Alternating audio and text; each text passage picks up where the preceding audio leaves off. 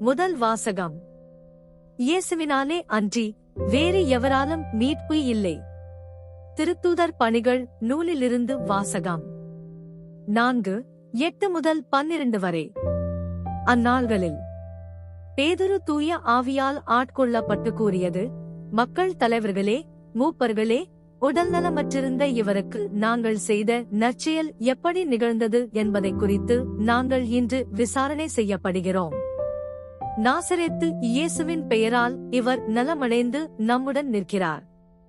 இது உங்கள் எல்லாருக்கும், இஸ்ரேல் மக்கள் அனைவருக்கும் தெரிந்திருக்கட்டும். நீங்கள் இயேசுவை சிலுவையில் அறைந்தீர்கள். ஆனால் கடவுள் இறந்த அவரை உயிருடன் எழுப்பினார். இந்த இயேசுவே கட்டுகிறவர்களாகிய உங்களால் இகழ்ந்து தள்ளப்பட்ட கல். ஆனாலும் முதன்மையான மூலைக்கல்லாக விளங்குகிறார். இவராலே அன்றி வேறு எவராலும் மீட்பு இல்லை. ஏனென்றால் நாம் மீட்பு பெறுமாறு வானத்தின் கீழ் மனிதரிடையே இவரது பெயரன்றி வேறு எந்த பெயரும் கொடுக்கப்படவில்லையோ. ஆண்டவரின் அருள்வாக்கு. இறைவனுக்கு நன்றி. இரண்டாம் வாசகம். கடவுள் இருப்பது போல் அவரை காண்போம். திருத்தூதர் யோவான் எழுதிய முதல் திருமுகத்திலிருந்து வாசகம். 3:1 முதல் 2 வரை. அன்பிற்குரியவர்களே, நம் தந்தை நம்மிடம் எத்துணை அன்பு கொண்டுள்ளார் என்று பாருங்கள். நாம் கடவுளின் மக்களென அழைக்கப்படுகிறோம், கடவுளின் மக்களாகவே இருக்கிறோம். உலகம் அவரை அறிந்து கொள்ளாததால்தான் நம்மையும் அறிந்து கொள்ளவில்லை. என் அன்பார்ந்தவர்களே, இப்போது நாம் கடவுளின் பிள்ளைகளாய் இருக்கிறோம். இனி எத்தன்மையராய் இருப்போம் என்பது இன்னும் வெளிப்படவில்லை. ஆனால் அவர் தோன்றும்போது நாமும் அவரைப் போல் இருப்போம், ஏனெனில் அவர் இருப்பது போல் அவரை காண்போம். ஆண்டவரின் அருள்வாக்கு. இறைவனுக்கு நன்றி. நற்செய்தி வாசகம்.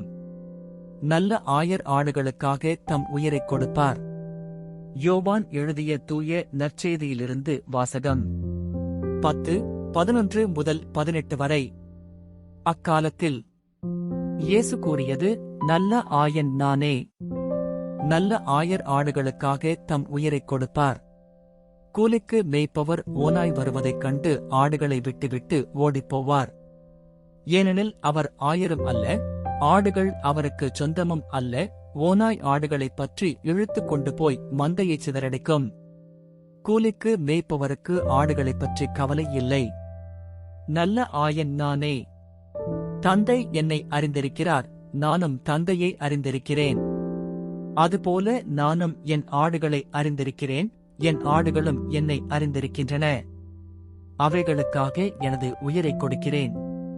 இக்கொட்டிலை சேரா வேறு ஆடுகளும் எனக்கு உள்ளன. நான் அவற்றையும் நடத்திச் செல்ல வேண்டும். அவையும் எனது குரலுக்கு செவிசாய்க்கும். அப்போது ஒரே மந்தையும் ஒரே ஆயரும் என்னும் நிலை ஏற்படும். தந்தை என் மீது அன்பு செலுத்துகிறார்.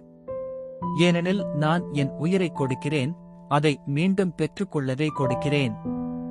என் உயிரை என்னிடமிருந்து யாரும் பறித்துக் கொள்வதில்லை. நானாகவே அதை கொடுக்கிறேன். உயிரைக் கொடுக்கவும் எனக்கு அதிகாரம் உண்டு, அதை மீண்டும் பெற்றுக்கொள்ளவும் அதிகாரம் உண்டு. என் தந்தையின் கட்டளைப்படியே நான் இப்படி செய்கிறேன் என்றார். ஆண்டவரின் அருள்வாக்கு. கிறிஸ்துவே உமக்கு புகழ்.